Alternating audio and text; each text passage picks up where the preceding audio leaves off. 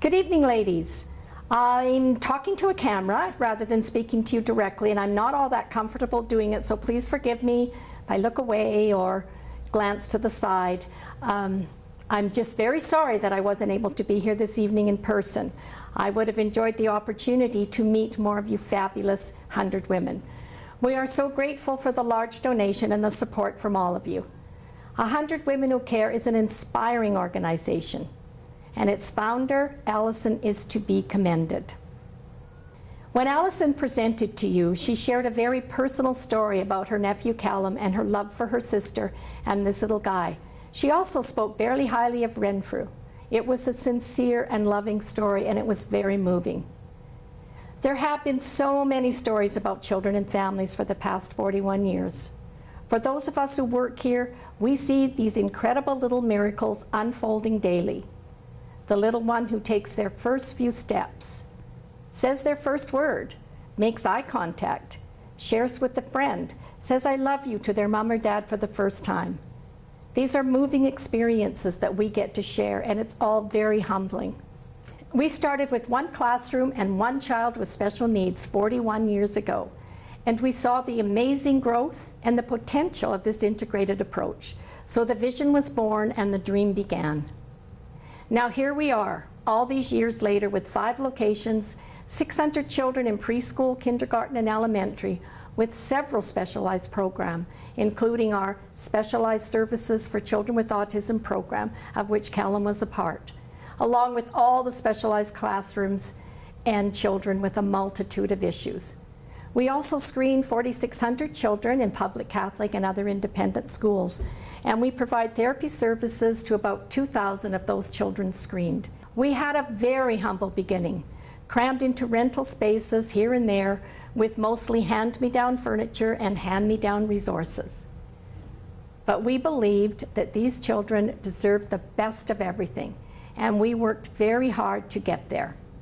So now we have lovely buildings, excellent equipment and resources, much of it accomplished by fundraising and support from a very generous Calgary community.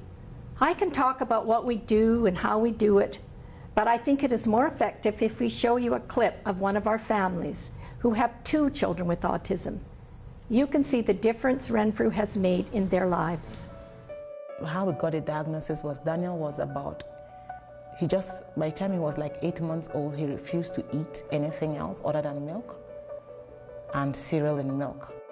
So at the feeding consultation, they had a psychologist there, and they had social worker and speech language therapist. And one of the workers there said, could this boy be autistic? And I lost my temper. How can you say that? He's just having difficulties. I was very upset. I was in total denial. I was angry at the poor woman. And by the time the diagnosis came about, I went into a deep depression. And by that time, Joshua was almost 1, and he wasn't talking. So looking at both of them, I felt there must be something I did wrong as a woman. Community services then told me about Renfrew. That was one thing that really gave me hope. Daniel loved school. The very first day was like some light into this darkness called autism. Just boom, he loved school. He loved the bus. You know, he would stand and wait for the bus. He knew that there's a bus coming to take him somewhere he was absolutely happy with. As soon as he came home, they just showed him, okay, Daniel, school is over. So he walked straight into the house, got into the living room, and just fell flat and fell asleep right there, like within 10 seconds. And Daniel wouldn't normally sleep in the afternoon. So when I saw that, I said, okay, definitely this is working for this boy. Daniel was beginning to share toys. He even had a friend in class, and he called this friend by name. I can't describe the miracle that I started seeing with Daniel, bit by bit. I could see Daniel as this very compassionate person. When I compare that to the child that wouldn't interact 3 years ago, and to who he is today, it's unbelievable. Joshua was more challenging. The improvement in Joshua is very subtle. Joshua was sort of locked in his own world at one time. You walk into a room, he doesn't move. You call him by name, he doesn't turn. You clap your hands or anything, he just will not move. He'll just stay where he was and do what he likes.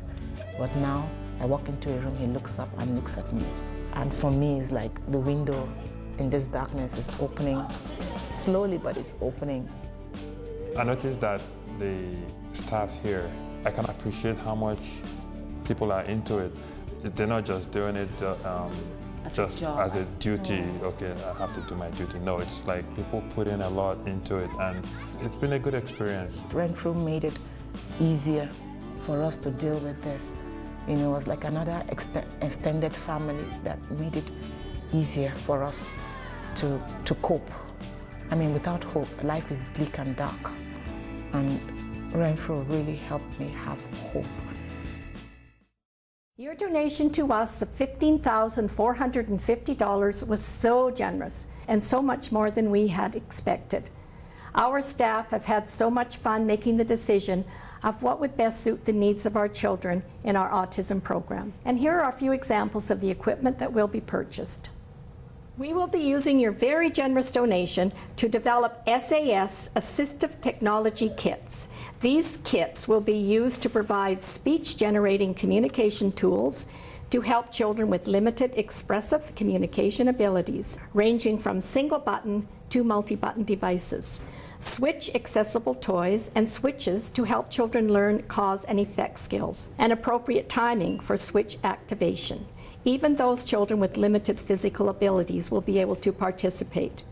We will be adding sensory toys for children who require special sensory input for engagement, including a combination of light, sound, vibration, and airflow generating toys.